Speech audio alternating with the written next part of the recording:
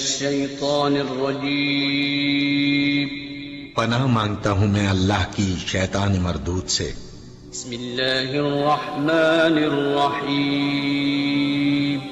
شروع اللہ کا نام لے کر جو بڑا مہربان نہایت رحم والا ہے۔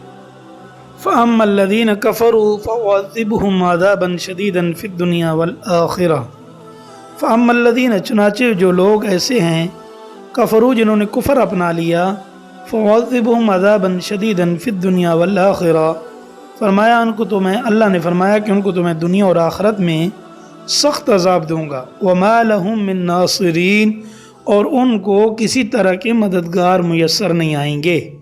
وَأَمَّا الَّذِينَ آمَنُوا وَعَمِلُوا الصَّالِحَاتِ فَيُوَفِّيهِمْ أُجُورَهُمْ البتہ جو لوگ ایمان لائے انہوں نے نیک عمل کیے ان کو اللہ ان کا پورا ثواب دے گا۔ وَاللَّهُ لَا يُحِبُّ الظَّالِمِينَ اور اللہ ظالموں کو پسند نہیں کرتا۔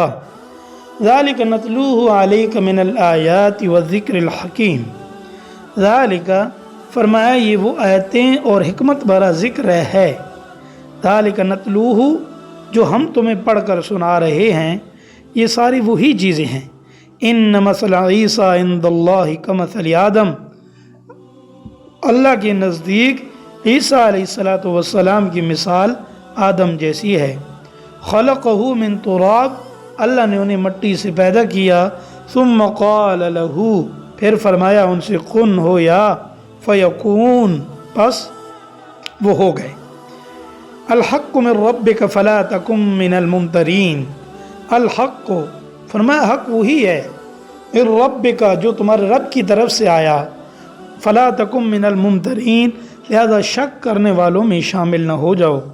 فمن حاجک فیہ من بعد ما جاءک من العلم تمہارے پاس حضرت عیسیٰ علیہ السلام کے واقعے کا جو صحیح علم آ گیا، فقل تعالوا ندعو ابناءنا وابناءکم ونساءنا ونساءکم اس کے بعد بھی جو لوگ اس معاملے میں تم سے بحث کریں تو ان سے کہہ دو آؤ ہم اپنے بیٹوں کو بلائیں تم اپنے بیٹوں کو، ہم اپنی عورتوں کو بلائیں تم اپنی عورتوں کو بلاؤ، وانفسنا وانفسکم ہم اپنے لوگوں کو تم اپنے لوگوں کو، ثم نبتہل فنجعل لعنۃ اللہ علی الکاذبین پھر ہم سب مل کر اللہ کے سامنے گڑ گڑائیں اور جو جھوٹے ہوں ان پر اللہ کی لعنت بھیجیں۔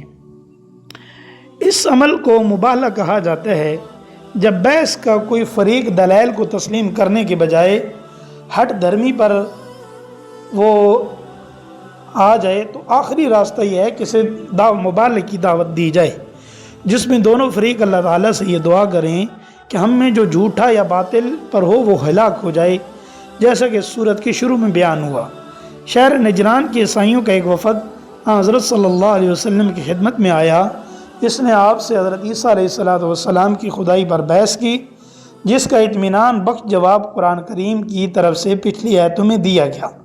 جب وہ کھلے دلائل کے باوجود اپنی گمراہی پر اصرار کرتے رہے تو حضرت صلی اللہ علیہ وسلم کو حکم دیا گیا کہ انہیں مبالغے کی دعوت دی جائے، تو اسے دعوت مبالغہ کہا جاتا ہے، لیکن عیسائیوں کے وفد نے مبالغے سے فرار اختیار کیا۔